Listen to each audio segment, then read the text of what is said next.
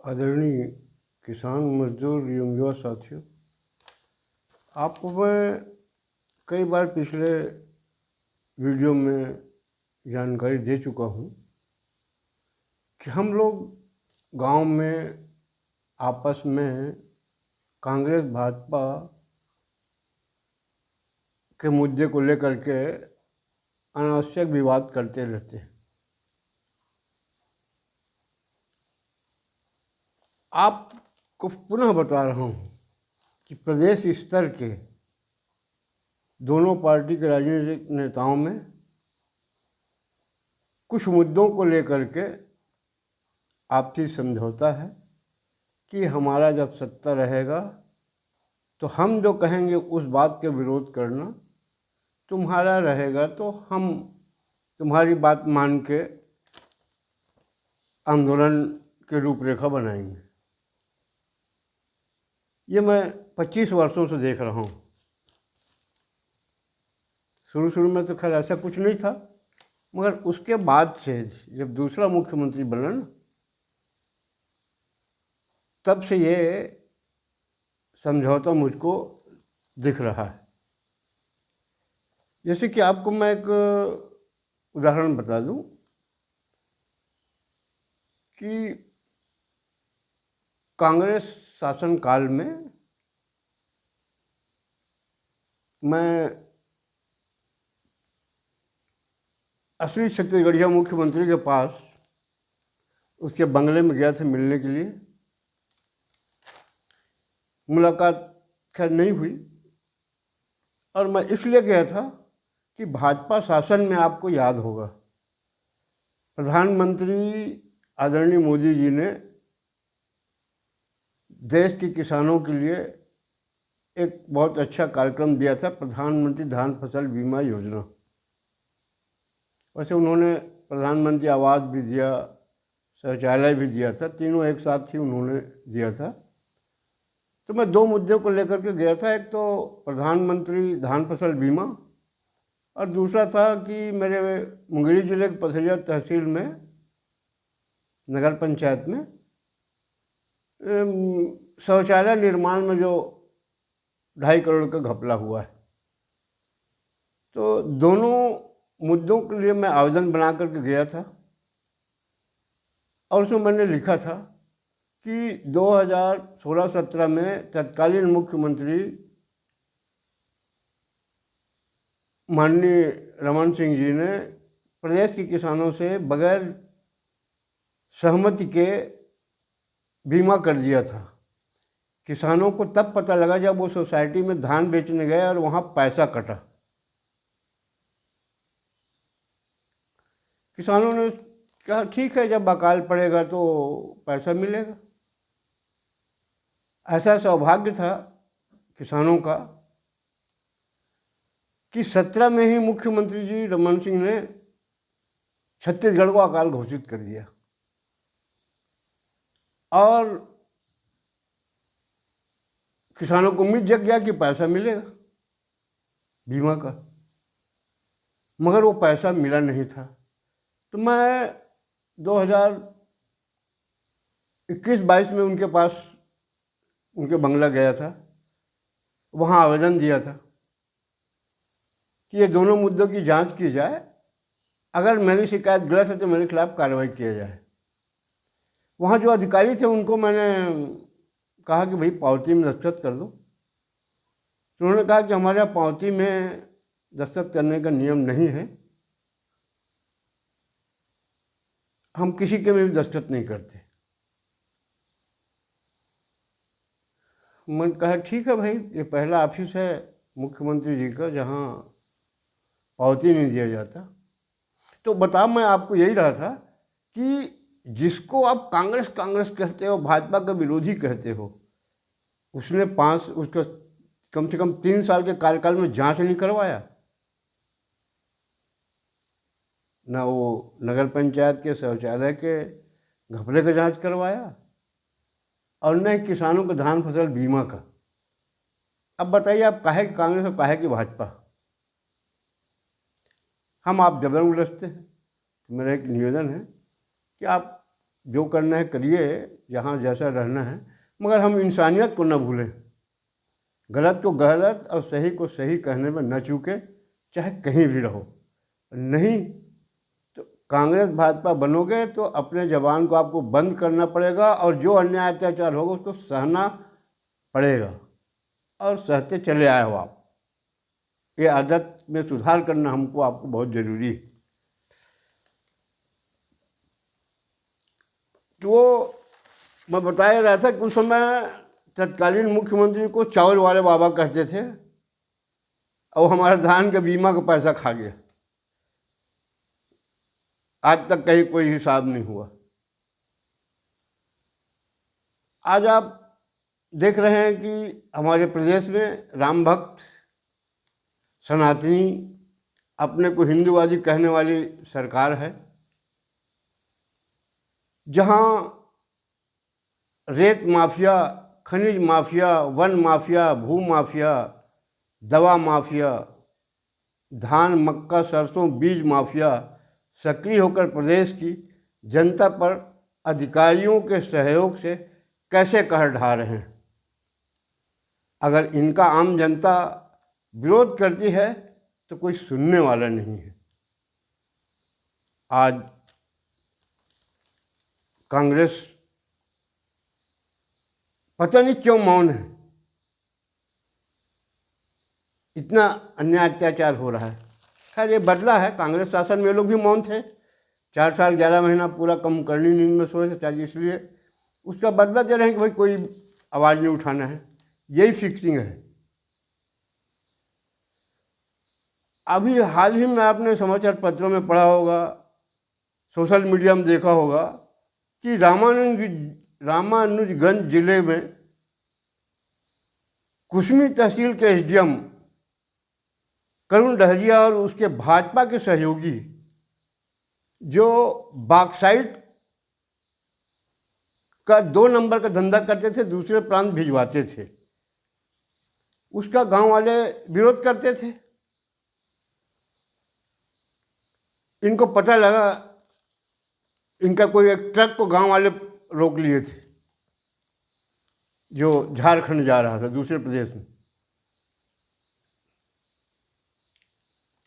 तो ये अब क्या खा पी के गए मैं तो नहीं कह सकता, मगर जिस ढंग से इन्होंने वारदात किया, इससे लगता है कि ये शायद मदहोश रहे होंगे, चाहे सत्ता के में रहे, चाहे शराब के मदहोश रहे होंगे, तब इन्होंने इतना निर्दयपूर्वक वहाँ काम किया। सत्ता है भाजपा का, भाजपा के लोग थे, अधिकारी भी है। अब ये स्मगलिंग करा रहे हैं, ये जाहिर हो गया। क्या उस जिले में कांग्रेस के लोग हैं कि नहीं? और हैं तो क्या उनकी फिक्सिंग है? राम नरेश यादव, राम नरेश आदिवासी अपने 3 साथियों के साथ, 2 साथियों के साथ खेत में पानी पिलाने करके रात को आ रहा था। ये लोग जाके उसको तीनों की पिटाई करने लगे और राम नरेश जी की लीला समाप्त कर दिए। आज देख लीजिए, कांग्रेस इस मुद्दे को सिर्फ श्रद्धांजलि अर्पित कर रही है। प्रदेशव्यापी आंदोलन क्यों नहीं हो रहा है? कितने खनिज माफिया कहाँ कहाँ सक्रिय हैं वो खुद जान रहे हैं, या तो फिर उनके लोग भी शामिल होंगे उसमें, इसलिए ये मौन है। अभी तो हाल ही में मुझको आज ही पता लगा है कि अंबिकापुर के कलेक्टर के निर्देश में, वहाँ से दरिमा गांव है, वहाँ नकली धान बीज, सरसों बीज, मक्का बीज स्टोर किया गया था, जिसका एक्सपायरी डेट हो चुका है। ये किसानों को सप्लाई के लिए ना, प्राइवेट कंपनी के द्वारा। वैसे दवा के बारे में तो आप जानते हैं, सरगुजा संभाग में तो कृषि और दवा के लिए तो बहुत चर्चा में है, और महिला बाल विकास भी चर्चे में है। बहुत से विभाग जो है तो प्रदेश में चर्चे में है ही है, मगर छापा डाला गया है धान बीज वाले में। तो ये कहाँ वहाँ कांग्रेस वाले हैं कि नहीं? और हैं तो मौन क्यों हैं? मैं किसी को लड़ाना नहीं चाहता, मगर जब ये कहते हैं कि भाजपा के खिलाफ अन्याय की लड़ाई लड़ेंगे हम, आज किसानों के साथ अन्याय हो रहा है ना। खैर, अब आप लोगों का क्या कैसा नाता है आपसी भ्रष्टाचार के मामले में, ये आप लोग ही जानिए। मगर हम तो देख रहे हैं कि अन्याय अत्याचार करने के मामले में दोनों पार्टी बराबर के हैं, एक दूसरे के शासन में कोई बोलता नहीं। और जो वहाँ घटना हुई है आदिवासी के साथ, आदिवासियों की जो पिटाई की गई है, वो घोर निंदनीय है। जितना भी निंदा किया जाए कम। अभी आप लोगों ने सुना होगा कुछ दिन पहले कांग्रेस पार्टी में बोला गया कि ऐसा जिला अध्यक्ष बनाया जाएगा जो अन्याय के खिलाफ लड़ेगा, ऐसा करेगा, कोई अन्याय नहीं होने दिया जाएगा। बड़ा लंबा चौड़ा आया था पेपरों में। क्या रामानुजगंज जिले में कोई कांग्रेसी अध्यक्ष नहीं बनाया गया क्या अभी तक? अब मुझका दुख इस बात का है कि हमारे प्रदेश के मुख्यमंत्री आदिवासी हैं, विपक्ष में जो प्रदेश अध्यक्ष है वो भी आदिवासी है, और उसके बाद आदिवासियों के साथ इस ढंग से अन्याय अत्याचार हो रहा है। इतना छूट क्यों? अगर सत्ता वाले सोचे इस चीज को कि भाजपा के लोगों को इतना छूट क्यों दिया गया है, जो पूरा प्रदेश भर में तहलका मचाए हुए हैं अधिकारियों से मिलकर के। और जो विपक्ष में प्रदेश के अध्यक्ष हैं आदिवासी नेताजी, वो क्यों आदिवासियों की निर्मम हत्या हो रही है, इसको रोकने के लिए इन खनिज माफियाओं के खिलाफ आंदोलन क्यों प्रदेशव्यापी नहीं कर रहे हैं, ये ताजुब लग रहा है। और यहाँ अब खासकर सरगुजा संभाग में और बस्तर संभाग में आदिवासियों के विकास के नाम से कितना करोड़ों खाना क्या कैसा किया जा रहा है, सब खबर आ रही है सब जगह। मगर दोनों प्रमुख राजनीतिक दल के नेता मौन हैं। ताजुब होता है। और विकास की बात करते हैं, आदिवासियों को कितना पैसा आया, अगर आज़ादी की बात देखा जाए कितना पैसा आया है बस्तर में, उसकी जांच तो करा लीजिए। सरगुजा में कितना पैसा आया, क्या वो आदिवासियों को मिला? उनके बच्चों के जो सुविधा के लिए आया वो मिला क्या? कोई आदिवासी विधायक अगर आवाज़ उठाता है तो उसकी आवाज़ दबा दी जाती। मैं जातिवाद की बात नहीं करता, मैं क्योंकि सरकार विशेष करके उनकी व्यवस्था कर रही है तो वो तो मिलना चाहिए ना।